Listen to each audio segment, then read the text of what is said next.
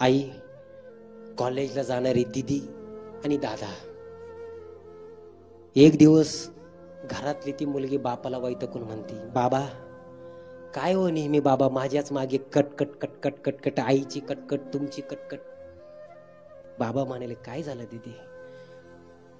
बाबा कायम कायम आम्हाच मुलीला तुम्ही का बरं बोलता? तू अशी विणी घालू नको, तसे केस करू नको, अशी स्टाईल करू नको, आपरे चिपरे कपडे घालू नको, हे कपडे घालू नको, असं करू नको, तसं करू नको.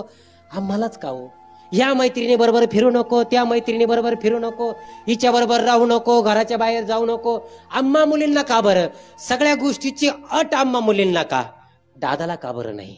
दादाला तुम्ही काही बोलत नाही. कोण बोलतय? दीदी बोलती आपल्या बाबांना. बाप बिचारा शांत झाला. बाप म्हणाला, दीदी चल जरा बाहेर फिरून येऊ. त्या दीदीला बरोबर घेतलं.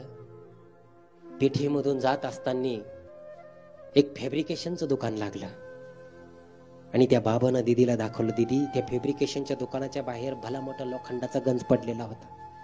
बापानं सांगितलं, दीदी हे लोखंड आहे, हे 12 महिने बाहेर असतं, त्याला कोणी चोरून नेत नाही.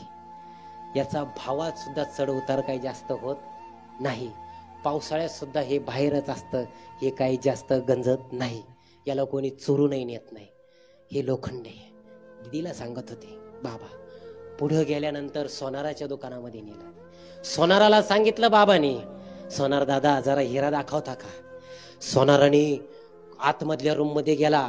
आतमधल्या रूमला 2 कपाट मध्ये लॉकर, लॉकर मधून एक आणखीन एक कपाट, त्याच्यामध्ये परत एक लॉकर, लॉकर मधून एक पेटी आणली आणि पेटी समोर काचेवर ठेवली. इकडं तिकडं पाहिलं, कॅमेरा चालू आहे की नाही पाहिलं. हळूच ती पेटी काढली. त्या पेटीमध्ये परत एक छोटी पेटी. अशा 2-4 पेट्या उघडल्यानंतर त्याच्यातून हिरे काढले आणि ते हिरे मखमली कपड्यामध्ये झाकलेले होते आणि ते हिरे हळूच नाजूक हाताने समोर दाखवले. हातात सुद्धा दिले नाही, हातात सुद्धा दिले नाही, हिरे दाखवले.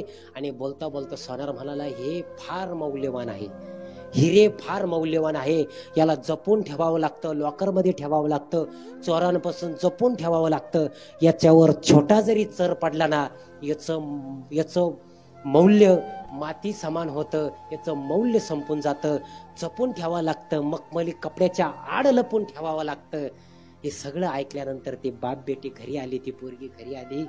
बाप घरात बसला, सोफा सेटवर बसला, पोरीला समोर बसवलं आणि मग आपल्या दीदीला तो बाबा म्हणाले, दीदी अगं ते लोखंड म्हणजे तुझा दादा, लोखंड म्हणजे तुझा दादा. लोखंड जसं गंजत नाही, त्याला कोणी उचलून नेत नाही, त्याच्या भावात सुद्धा कमीपणा येत नाही, चढ उतार होत नाही, ते लोखंड म्हणजे तुझा दादा आहे ग. आणि तो हिरा म्हणजे तू आहे तिथे, तो हिरा म्हणजे तू आहे तिथे.